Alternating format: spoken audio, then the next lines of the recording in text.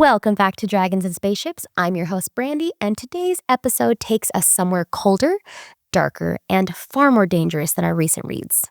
We are talking about The Frozen River by Ariel Lawhon, a historical mystery set in 1789 Maine where justice is fragile, truth is negotiable, and a woman's word is rarely enough. This is a story about murder and power, yes, but even more than that, it's a story about who gets believed and who pays the price when truth threatens the wrong people. But for this week's trending book tease, let's spotlight Alchemy of Secrets, the adult fantasy thriller from best-selling author Stephanie Garber, known for Caraval and Once Upon a Broken Heart. The story follows Holland St. James, a folklore graduate student in Los Angeles who always believed magic was real, until she encounters a mysterious urban legend called the Watchman. When he tells her she has less than a day to live unless she can find a legendary artifact, Holland is thrust into a dangerous magical treasure hunt across the city filled with secrets, strange allies, and a question of who can be trusted. So if you love fast-paced fantasy with mystery, magic, and a touch of old Hollywood glamour, this one deserves a spot on your next reading list. All right, let's set the stage here. The novel opens in winter. The Kennebec River is freezing, and trapped in the ice is a man's body. His name is Joshua Burgess, and from the very first pages, it's clear that this death is not an accident.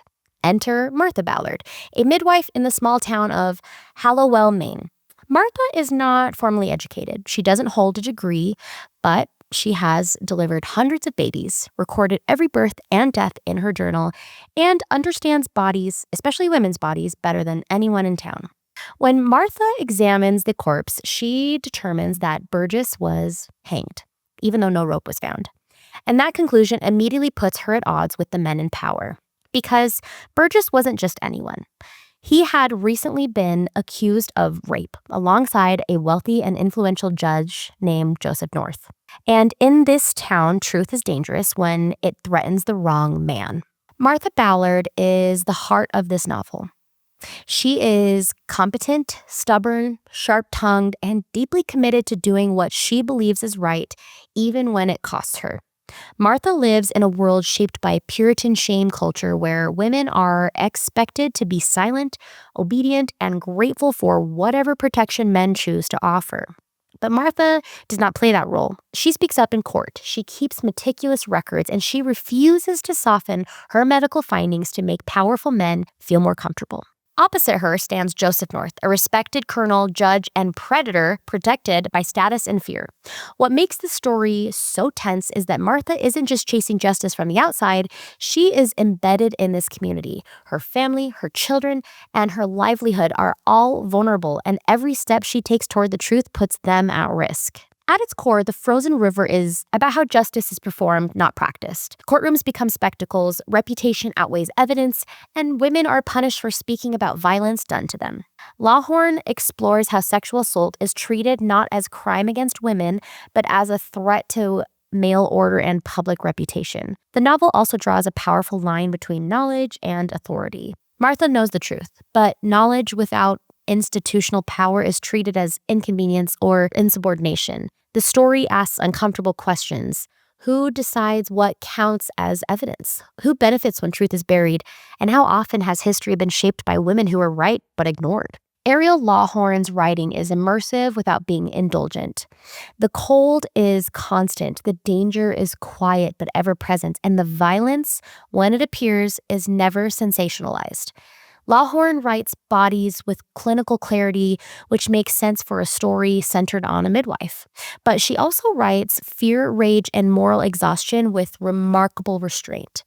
One of the most striking choices in this book is the use of Martha's journal, a reminder that women have always documented truth, even when the world refused to listen. This is historical fiction that doesn't romanticize the past. The Frozen River left me thinking about how often women have been asked to be quiet for the sake of peace, how often truth is framed as disruption, and how courage, especially in women, is rarely rewarded in its own time. This is a book about standing firm when the cost is high, and about the quiet power of refusing to look away. If you've read The Frozen River, I'd love to know. Did Martha's determination feel inspiring or terrifying? And do you think justice has really changed or just learned a new language? But now it is time for Dragon's Roar, where we highlight a book that is already stirring conversation this year.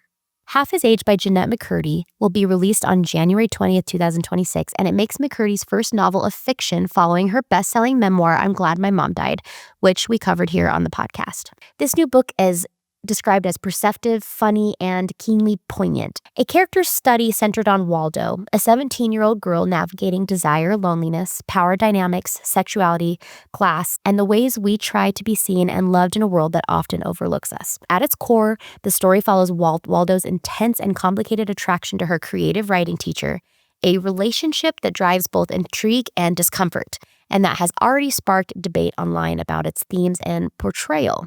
McCurdy's voice, sharp, unflinching, and darkly humorous, has drawn readers into this provocative tale, and whether people embrace it or question it, Half His Age is a book that people are talking about.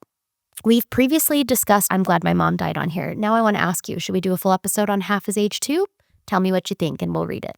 The Frozen River is not an easy read, but it is a necessary one. It reminds us that history is not just shaped by kings and judges, but by women who kept records, told the truth, and refused to forget.